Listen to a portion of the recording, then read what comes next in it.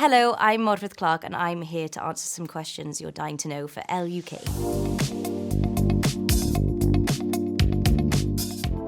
Oh my goodness. So I remember when I found out that Kristen Stewart said that about St. Maud, my sister rang me and was like, you have to look at the text I've just sent you. And I just screamed, I couldn't believe it. If I met Kristen Stewart, I think I just want to say thank you to her for just kind of really bringing weirdness to the forefront. I love that. And I know that she's getting the role she's playing are getting weirder and more grimy and gritty. I think that's a really cool thing that she's doing for women in film. I was just consistently accidentally naughty. So I don't think there's any particular moment. I remember, there was one time when me and my friend, I was accidentally naughty, but then occasionally deliberately.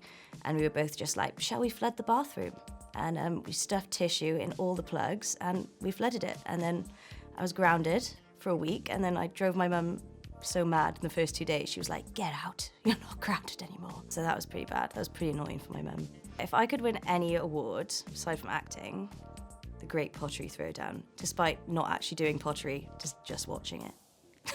I love the idea of us being making something with your hands that can then be thrown into a fire and then come out as something that could last for thousands of years.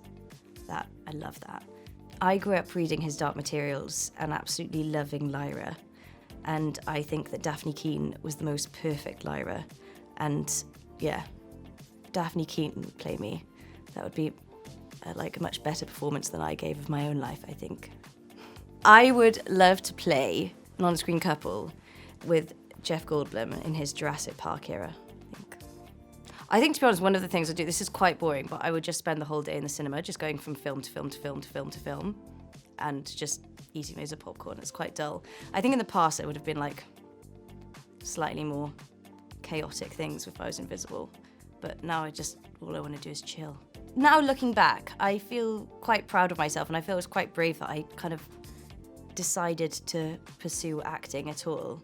I was so terrified. I remember getting the train up from Cardiff to London to kind of audition at drama schools. And I don't know if I could do that now. I mean, 18-year-old me just took such a kind of crazy leap. Yeah, having just some weird idea that I could possibly act. So the things I'm really afraid of, one of them would be bungee jumping. Don't think I could ever do that, but I think I'd love it.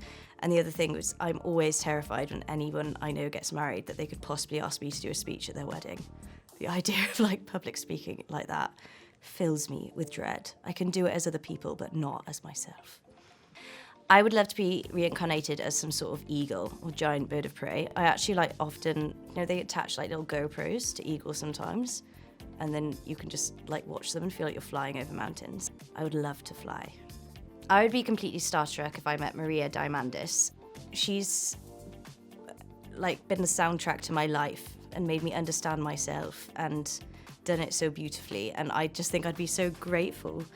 I just want to thank her so much for everything she's given me. I think her music is so wonderful, and I think she's so brave with all the bits of herself that she shows.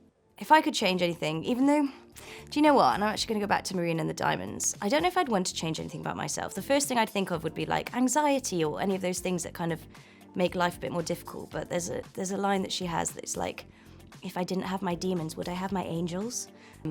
I would choose, if I was on a desert island, David Attenborough. It's because he would know what was poisonous and how we could survive. Taylor Swift with the piano, so she could write us all songs. And Ottolenghi, so you could cook for us. And basically, this seems that I'm doing nothing there. I'm just on holiday. Ooh. If I could teach anything, I think it would be art. And I think, to a degree, you don't have to teach it that much. You just have to make people feel safe to explore and kind of have fun. I'm very much that you don't think that you don't have to be good at something to enjoy it. I'm often making my friends do stupid little projects with me. At the moment, I'm making them make tiny little clay breakfasts. So I kind of force them to do art classes with me anyway. Have a group of friends that I've known since I was 2 years old, and that's why I feel really safe. And coming back from 2 years in New Zealand to see them was the most comforting feeling in the world. Tricky, I want so many things. I would love to have a lifetime supply of all the ingredients for a chocolate Guinness cake, because I always want to make it and I never have the ingredients. I'd love to, at any moment, be able to bake that. Who would I invite to eat it with me? No one. I would eat it all myself. No, I'd get all my old school friends and my sister over and we'd all gorge on Guinness cake. Because that would actually be my ideal life, for no one to see that it was me. I think being Tom Cruise in the Mission Impossible films would be a lot of fun. Yeah. Now I have some idea of stunts. I can't believe that he actually does them all. It's crazy. Very impressed. Final message to Tom Cruise. Keep up the good work, Tom. Very nice. Thank you for watching. This is ELLE UK. See you soon.